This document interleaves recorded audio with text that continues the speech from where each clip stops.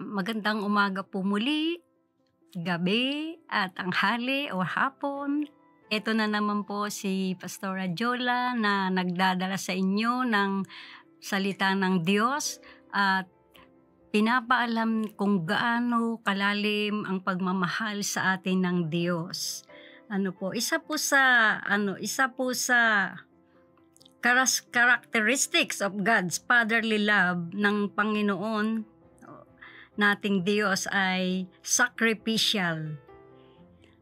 Sabi po rito, God sent His Son to die for people's sins so that they could have eternal life.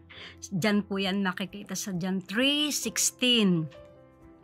Ibinigay po ng kanyang bugtong na anak para sa ikaliligtas ng sangkatauhan. God gave His only Son to save mankind. Alam niyo po, sa totoo lang, sapat na po ang Panginoong Hesus sa ikaliligtas ng marami. Wala na po tayong iba pang pwedeng lapitan o tawagan para lang tayo ay maligtas. Kasi po, sa totoo lang, kailangan po talaga natin ng kaligtasan, pero doon lang yan natin matatagpuan sa Panginoong Hesus. Kaya nga siya yung pinadala ng Ama sa atin. Enough na po si Lord Jesus Christ upang tayo ay maligtas. Dito po sa Acts 16 verse 31, sabi dito, "Believe in the Lord Jesus, you will be saved, you and your family." Yan po yung sinasabi dito sa Acts 16:31. Wala na pong iba pa para sa ikaliligtas ng mga tao. Kung walang Kristo, wala tayong kaligtasan.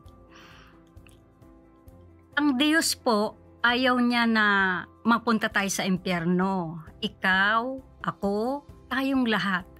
Ayaw po ng Diyos na kung maaari lang na mayroong tao na mapunta sa impyerno. Yan po ang nais ng Diyos sa atin, yung bang maligtas tayo. Walang mapunta sa impyerno.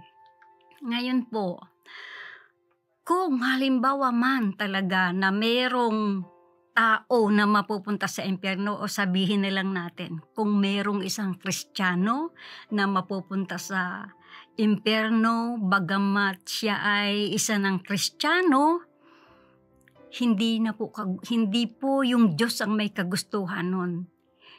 Siya na po mismo ang may kagustuhan nun na mapunta siya sa impyerno.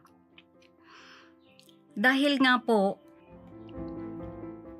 si Satanas, ang gusto niya talaga na magdala or manghila ng mga kaluluwa sa impyerno. Dahil sabi nga po, ang impyerno ay ginawa ng Diyos para lang kay Satanas at sa kanyang mga kampon. Hindi po ginawa ang impyerno para sa mga tao. Dahil ayaw ni Satanas na sila lang yung nandoon, nandamay po siya. Pati po ang mga tao, gusto niya ring hilahin papunta sa impyerno. Yan po yung talagang pinakatrabaho ni Satanas ngayon, yung hilahin ang mga tao sa impyerno. Kaya mag-ingat po tayo kung paano tayo mamuhay sa mundong ito. Tayo ba ay nakakasunod sa Ama, sa mga utos ng Diyos na nakikita natin dito sa Biblia, o hindi? Pag-isipan po natin ang mga bagay na yan. Dahil hindi po biro ang impyerno. Hindi po biro. Kapag nandoon ka na, hindi ka na makakaalis doon. Habang buhay ka na doon. Totoo po itong ating sinasabi. Makikita po natin niya sa banal na kasulatan. Kaya ingat po tayo sa ating pamumuhay. Magbago tayo kung tayo man ay namumuhay pa sa sanlibutan. Magbago po tayo. Malapit na po yung panahon. Malapit na po. Sabi nga po dito, be careful how we live as Christians. Let not be complacent. Ang sinasabi dito, namumuhay tayo bilang Kristiyano, oo, pero wag tayong pakampante. Po, wag tayong pakampante. Salamat po sa inyong pakikinig.